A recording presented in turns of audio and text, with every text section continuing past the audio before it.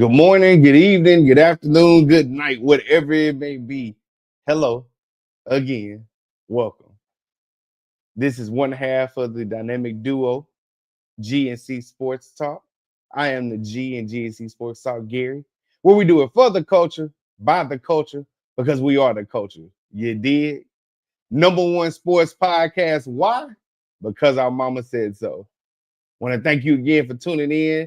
This is the second show that will be taking place every week. This is called From a Fan's Perspective, where I give you that raw, unfiltered, unapologetic sports take from a fan's perspective, because most importantly, I am a fan of life, fan of sports, fan of a lot of things, but I want to make sure I deep dive in it and give you the only thing that I can, which is my side, my version, and my truth. I hope all y'all doing well in this 2025 year.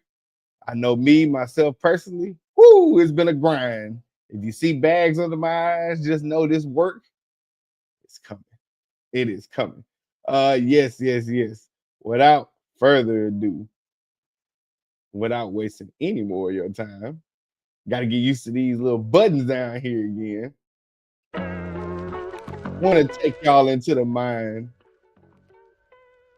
of something I've been very passionate about here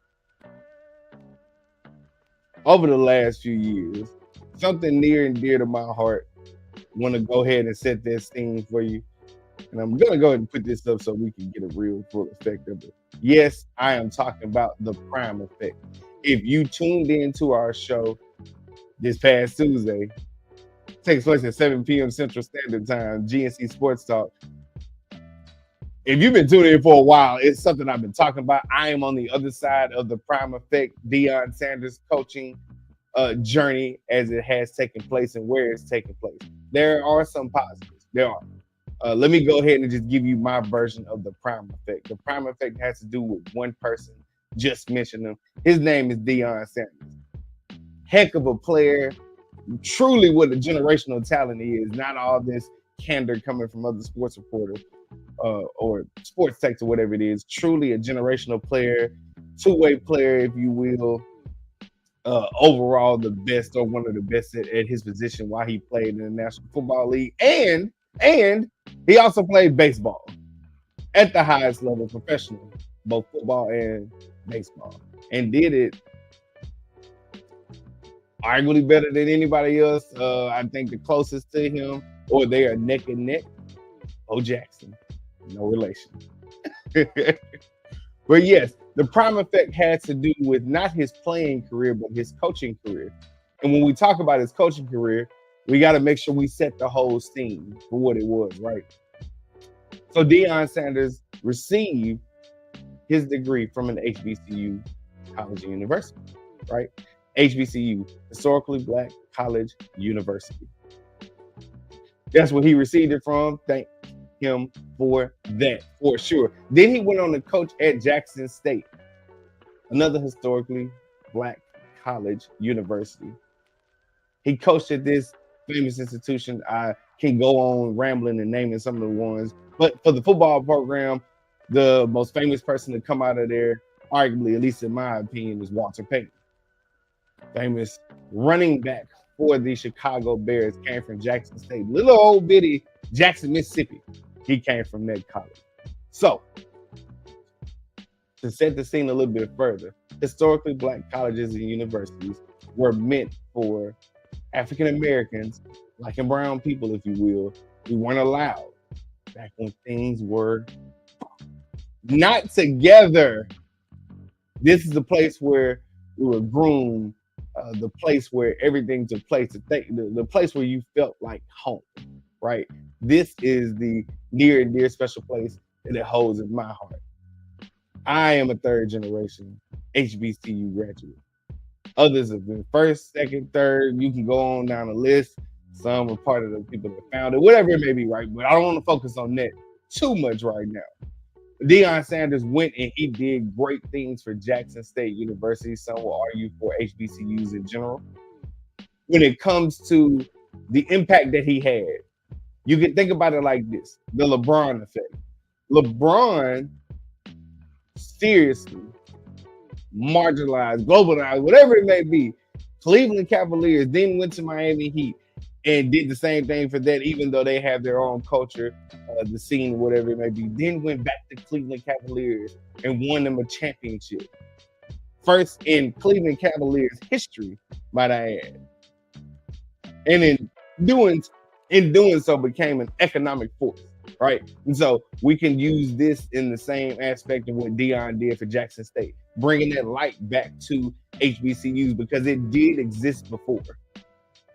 With us not being allowed in PWIs, predominantly white institutions, the field of talent, whether educational, sports, the teaching aspect, the care aspect, really wanting to see all of us succeed from whatever level it is. We had that success before.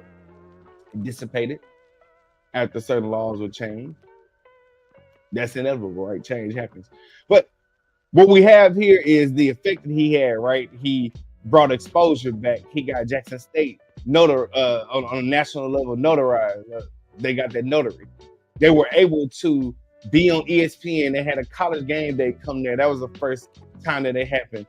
Just all the things, right, really made the program become modern, if you will, and really bring it out of that 70s, 80s spotlight. Brought it back to what it used to be. Now, this is for the sports side of it, right?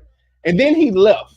He left in 2022 to go to Colorado Buffalo, formerly Pac-12 school, now Big 12 school. And I want to stay right there, right quick. So when he left, it's the way that he left, and it's the reason why he was at Jackson State that always has had me perturbed. We went viral, my brother and I, for talking about it when he left before and the way he left. And the side of the prime effect that I want to talk about is the backside, the negative side, the dust, if you will, that is left behind, the turmoil. When it comes to the prime effect, it's the negative aspect. When you leave, you are one of a kind. That is what Deion Sanders is. He's one of one. No one else is like him. And when you leave it puts a negative connotation on what you were actually there for, which is to serve us, to bring us back out, to really do something special that hadn't been seen before since a lot of us were alive. And you left for a better job, quote unquote, for more money because you said that they weren't able to pay you. Well, you knew all this before you went. Historically, Black colleges and universities do not have the same funding, do not have those same resources coming outside. But the resources that are there, that are abundant, that I said before in previous videos, the resources that have been taken from there is what happened before. So you were bringing those resources back or a part of because they were already there. And now when you leave, the light that you shine on being at that HBCU is now gone. And they want to go follow you and not go to that university. That's what I mean by the resources are being taken. They were there before. They were still there. You shined a light and brought more, and now you're taking them again. So that's the side of the prime effect that I'm going to stay focused on. Also, the prime effect means that players and coaches who were more alone, whether they went to another university, whether they played professionally, whether they coach somewhere, right? They are coming back to HBCUs. That's the great aspect of it, right? But the prime effect says that you will eventually leave. Eddie George, gotta shine a light on him. Eddie Robinson Jr., no relation to Eddie Robinson that coached at Grambling State, but is at Alabama State. These players have stayed down, or coaches now, they have stayed down and they have done their due diligence and they're doing what they need to do. Eddie George was the coach of the year, doing big things, right? Big things. Now, 2024, 2025, we have Deshaun Jackson, former wide receiver in the NFL, Cal Berkeley graduate, also dynamic wide receiver. Definitely up there as one of the bigs, one of the goats, one of the greats. And you have Michael Vick, Norfolk State. He is now going there. My hope with everything that is going on as to why they're getting the coaching doesn't matter. I just hope that your impact is going to be a lasting impact. These are programs that need help in order to get them back to what they used to be. And you cannot do it in 2 years. I hope for the sake of these universities, for the sake of all HBCUs, that not only are you using this as an opportunity to begin coaching, but you're also using this as an opportunity to stay there and really make an impact and really make sure it's a lasting impact. Don't just use it as a stepping stone, as that's what looks like the prime effect is. We don't want a stepping stone at HBCUs. We want it to be prominent. We want people to understand that this is something great that only few can experience. And with you bringing your cachet, right? With you bringing your credibility, your celebrity to these universities, for those that are left at HBCUs, understand that we all appreciate it. But please stay in order to see this mission through. Because without you, it's returning to what it was. That's not good. We want it in its former glory, but we don't want it in dismay and disarray. Ladies and gentlemen, the prime effect can be a great thing in order to boost the economy. It can be a great thing to sit up there and bring and shine a light to things that it needs to shine a light to, which is these places were always great. They deserve to go back to their former glory. But also, ladies and gentlemen, the prime effect can have a negative effect. Because if you leave before that job is done, and if you are that celebrity, that role model, if you will, that attracted players and coaches there to your university that you coach at, and you leave, and it's not the right foundation, it is going to be terrible for their university. Now, I will say with Jackson State, they did just win the Celebration Bowl, and they also won the SWAC finally. That's something that did not happen with Deion Sanders there as a coach. So shout out to you, Jackson State, even though I'm a Grambling State alumni. But the last thing I'll say is this. Now we see the prime effect taking place at a PWI, right? Deion Sanders is quoted being in talks with the Dallas Cowboys. He had a meeting with Jerry Jones. We shall see where that goes. But the thing about it is this. How would you feel now, knowing everything I just said, if he leaves Colorado, now that his sons are going to go to the league potentially, along with Travis Hunter, somebody he deeply cares about? How would you feel if he leaves the Colorado Buffalo? Because this is very, very possible, even though he said he doesn't want to coach in the NFL. How do you feel if he leaves the Colorado Buffalo after he said, hey, you better get me while you can, right? After he's gotten all these pieces and players there, right? After he's improved what the Colorado Buffalo were before, and now it seems to be making a turn. And right when it's getting ready to make a turn, right when it's getting ready to be on the cusp of what it needs to be, he goes to the NFL to coach potentially the Dallas Cowboys or the Las Vegas Raiders. How would you feel then? Because the prime effect, the other side of it is the transfer portal. People are transferred there for him, to play under him, to have a chance to experience all that Deion Sanders has to offer. And under those phenomenal coaches that he got there that are potential Hall of Famers, if not Hall of Famers in football, right? It's the backlash. It's the things that are left behind. Kids are transferred there. Kids are committed there. Kids have signed up to be under Deion Sanders. And if he leaves again, the prime effect, the other side of it that I'm talking about, rears his ugly head again. Ladies and gentlemen, I just want you to think about that. That is my spiel. Maybe I'll do a part 2 because I don't know if I got everything out.